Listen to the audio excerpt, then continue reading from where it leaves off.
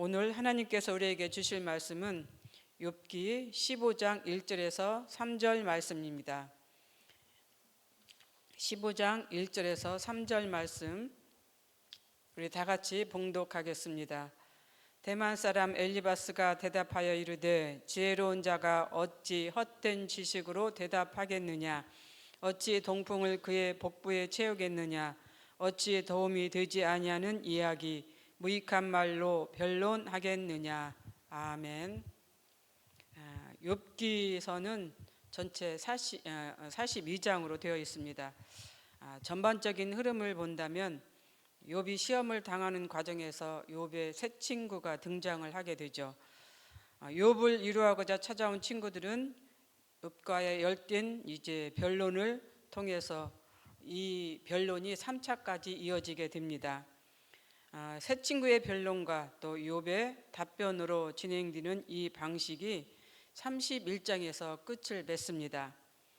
그중 첫 번째 변론이 4장에서 14장이고 두 번째 변론이 오늘 본문 15장에서 21장까지 이어집니다. 그리고 이제 마지막으로 세 번째가 22장에서 31장까지 이어집니다. 그 이유는 그동안 참관만 하던 엘리후가 등장을 하게 되고 이어서 하나님께서 나타나셔서 욥에게 말씀하시는 장면으로 이어지게 되는 것이죠.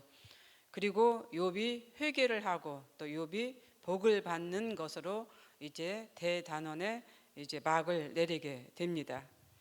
이러한 전반적인 흐름을 우리가 생각하면서 오늘 두 번째 토론으로 시작되는 이 말씀을 우리가 생각을 해봅니다.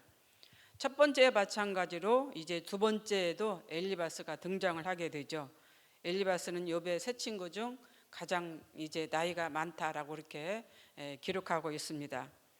또 친구들 중에서 학식과 지식이 가장 풍부한 자이며 또 철학적으로도 매우 유용한 그러한 면모를 갖추고 있는 친구다라고 이렇게 우리가 말씀하고 있습니다. 첫 번째 토론에서 엘리바스는 욥이 받는 고난을 죄와 연관시켜서 욥을 저격을 했습니다. 2차 때도 마찬가지입니다. 하지만 1차 때와는 다르게 좀 더 강하게 욥을 공격하고 있는 것이죠. 아주 적극적으로 욥을 저격하고 있습니다. 욥과 대화를 하면 할수록 욥에 대해서 우호적인 것이 아니라 이제 욥에 대해서 점점 더 과격해지고 공격적이 되어 간다라고 하는 그러한 것입니다. 아예 욥이 경건하지 못한 자로 규정을 하면서 정죄를 하고 있습니다. 또 욥이 주장하는 것들은 모두 허황되고 또 무익한 것이라고 거듭해서 강조를 하고 있습니다. 하나님을 경외하지 않는 불경건한 자라고 이렇게 정죄를 하고 비난하고 있는 것이죠. 자신을 포함한 두 친구들은 욥보다 인생 경험이 더 많다라고 이렇게 말하고 있습니다. 그 경험한 지혜에 있어서 욥보다 못하지 않다는 것을 계속해서 내세우고 있는 것이죠. 그렇게 하면서 욥을 몰아가고 있습니다. 자신들이 하나님의 의를 전하여 주었음에도 욥이 이런 것들을 너무 가볍게 여기고 자신들의 그 의를 받아주지 않는다고 이제 강하게 비난하고 있는 것이죠. 다시 한번 욥이 격한 감정을 가지고 하나님을 대적하고 있다라고 이렇게 또 비난하고 있습니다. 이런 과정을 통해서 우리가 욥의 새 친구가 욥을 어떻게 위로를 하고 있는가를 우리가 생각해 볼 수가 있다라고 하는 그런 것이죠. 그런데 여기서 우리가 알아야 할 것은 인간은 누구도 하나님 앞에서 의인이 아닙니다. 또 의를 주장할 수도 없습니다. 그래서 의인은 없나니 하나도 없다라고 이렇게 말씀하고 있었습니다. 그래서 의를 주장하고 거기에 대해서 논하는 것 그 자체가 매우 어리석은 일입니다. 그런데 여기서 우리가 이렇게 새 친구들 또 엘리바스가 욥에게 변론하고 있는 이 과정 속에서 우리는 엘리바스의 잘못된 점 두 가지를 우리가 생각해 볼 수가 있습니다. 욥은 한 번도 자기가 절대적으로 의로운 존재라고 하는 것을 내세운 일이 없습니다. 주장한 일도 없습니다. 그럼에도 친구들이 욥의 고난 당함을 보고 그것이 죄의 결과라고 주장하고 있는 것에 있다는 것이죠. 두 번째 잘못은 인간은 누구나 타락하고 부패한 존재여서 하나님을 대신하여 심판을 하지 못합니다. 그럼에도 친구들은 욥을 심판하고 있다라고 하는 그런 것이죠. 이것이 이제 잘못된 것 두 가지입니다.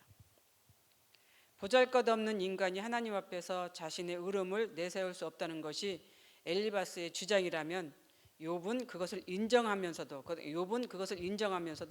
인간에 대한 하나님의 무자비한 심판에 대해서 욥이 하나님께 항의하고 있는 것이죠. 그러니까 결코 하나님 앞에 대들고 막 불경건하게 적대시하는 것이 아니라 자기의 고난을 하나님 앞에 항의하고 있는 그런 것인데, 친구들은 그런 것들을 이제 이해를 하고 있지 못하다라고는 그런 것입니다. 이것이 욥과 친구들과의 차이점입니다.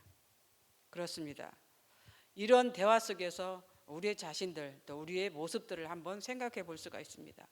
우리는 우리 이웃들에게, 이렇게 고난당하고 있는 친구들에게, 이웃들에게 어떠한 이제 행동을 하고 있는가, 어떠한 생각으로 그들을 위로하고 있는가, 어떠한 방식으로 그들을 대하고 있는가.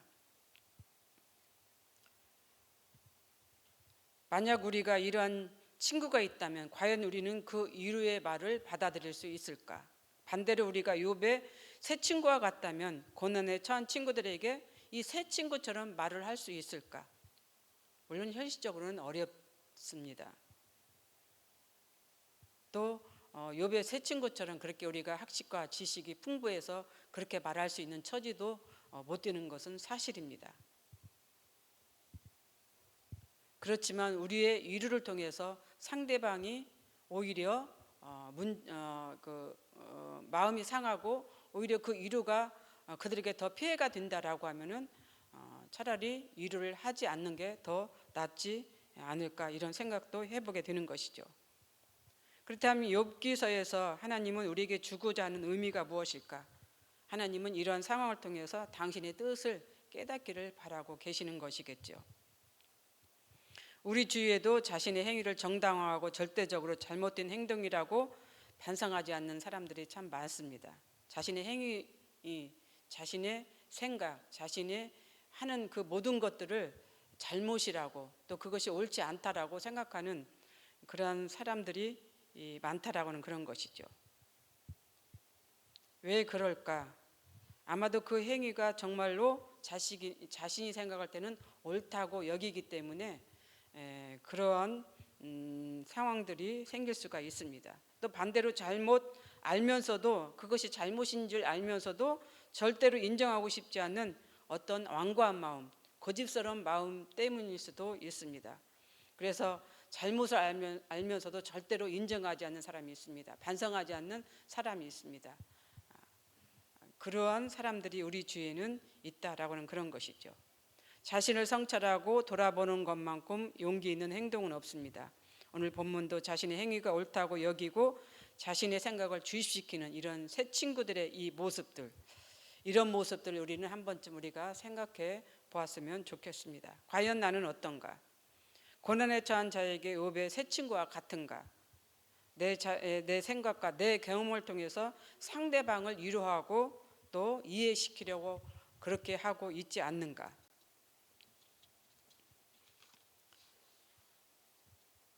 우리가 이러한 사람들이 참 많이 있습니다. 자기의 생각과 경험을 통해서 상대방을 위로하고 상대방에게 얘기하는 이러한 사람들이 있습니다. 그런 사람이 나 자신인가를 우리가 한번 생각해 볼 수 있어야 된다라고는 그런 것이죠. 의인은 없나니 하나도 없다라고 이렇게 로마서에서 말씀하고 있습니다. 그렇기 때문에 의인은 이 세상에 하나도 없습니다. 그러므로 인간은 누구도 자기 의를 주장할 수가 없습니다. 이는 욥도 마찬가지고 새 친구들도 마찬가지입니다. 우리도 마찬가지입니다. 그런데 욥이 이렇게 이런 모든 것들이 죄가 된다라고 이제 고백하기까지는 장장 오랜 시간이 걸리게 되죠. 42장에 가서 그런 고백을 하게 됩니다.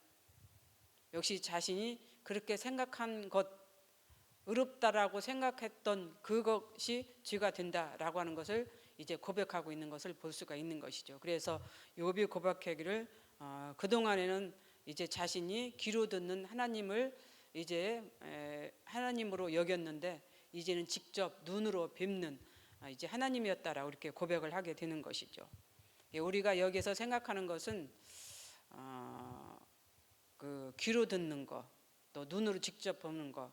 귀로 듣는다라고 하는 것은 율법의 얽매인 어떤 그 믿음을 말하는 것이고, 이제 눈으로 뵙는 것은 직접 하나님을 체험을 통해서 하나님을 뵙는 이런 것들을 여기서 말씀해주고 있습니다.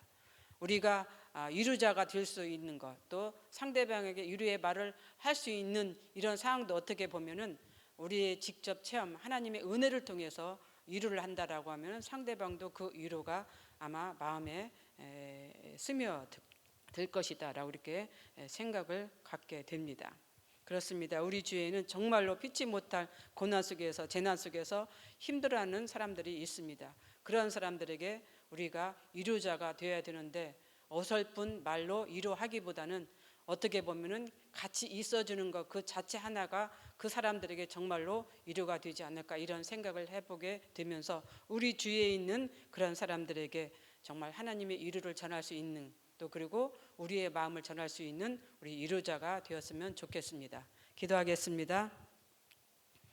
사랑과 은혜가 풍성하신 하나님 아버지, 참 감사합니다. 오늘 이 말씀을 통해서 우리 주위에는 위로해야 될 사람들도 많고, 또 위로를 받아야 할 사람도 많다라고 하는 것을 다시 한번 생각해 봅니다. 그럼에도 불구하고 우리가 상대방을 또 힘들게 하고 어려움에 처하게 하는 그런 위로가 아니라 정말로 상대방의 마음을 이제 위로하는 그러한 자가 될 수 있도록 그러한 삶이, 그러한 자가 되도록 은총을 베풀어 주시고 그러한 삶이 되도록 인도하여 주시옵소서. 감사를 드리며 예수님의 이름으로 기도드립니다. 아멘. 공동 기도문입니다. 지금 들은 말씀이 내 삶으로 이어지게 하옵소서. 동네 샘매줄 말씀 묵상이 개인과 가정에서 하나님을 알아가는 기쁨의 도구가 되게 하소서. 담임 목사님의 모든 사역 가운데 함께 하시고 쉼과 회복의 시간이 되게 하소서. 영적 육적 질병으로 고통받는 성도들을 주님께서 고쳐주시고 치료하여 주옵소서. 대통령 및 위정자들이 하나님을 두려워하고 백성을 존중히 여기게 하소서. 전쟁을 종식시켜 주시고 산업 자연 재해가 발생하지 않게 도와주옵소서. 9월부터 시작되는 교회 교구 기간 후반기 사역을 형통하게 인도하소서. 신장 이식 수술을 받은 프린 야마와 어머니 민부 아바가 빠르고 온전하게 회복하도록 도와주옵소서. 이 시간 공동 기도문과 개인의 기도 제목을 놓고 기도하신 후에 각자 삶의 자리로 나가도록 하겠습니다. 기도하겠습니다.